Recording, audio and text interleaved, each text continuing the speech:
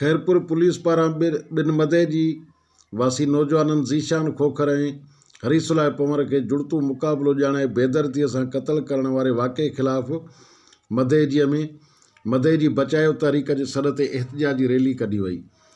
रैलीअ में यकजहती तौर रवादारी तारीख़ जे अॻुवाण पुनल सारियो, जिस्कम अॻुवाण डॉक्टर न्याज़ कालाणी, मदेजी बचायो तारीख़ जे अॻुवाणनि राबेल सिद्धी, जुमन मल्हा, इनामुलाह पंवर ऐं मारिजी वियलनि जे वारसनि, सिविल सोसाइटी ऐं सियासी समाजी अॻुवाणनि तोड़े भरपासे जे माण्हुनि वॾे अंग में शिरकत कई।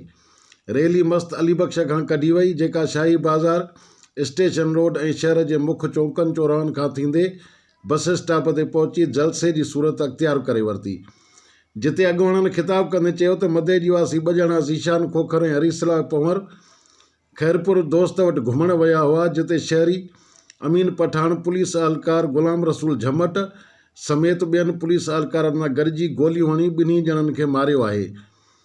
जंहिं बैदि खैरपुर पुलिस कूड़ो मुक़ाबिलो ॼाणाए ॿिन्ही ॼणनि खे फोरू ज़ाहिर कंदे मुक़ाबिले करण जी दावा कई आहे। हिननि चयो त पुलिस अमीन पठान जी वांगार वांदे सिंधी नौजवाननि खे मारे छा ज़ाहिर करे रही आहे। हिननि सिंध जे निगरान वॾे वज़ीर IG सिंध DIG सखर खां घुर कंदे चयो त कूड़े जाली मुक़ाबिले जो नोटिस वठी जुडिशनल इंक्वायरी क़ाइमु करे कातिलनि खे सज़ा ॾियारे वारसनि खे इंसाफ़ फ़राहम कयो वञे। ॿीअ सूरत में सिंध जा रोड रस्ता बिलाव करे सख़्तु एहतिजाज कयो वेंदो। आजुज़ भुट्टो, इबरत न्यूज़, मदेजी।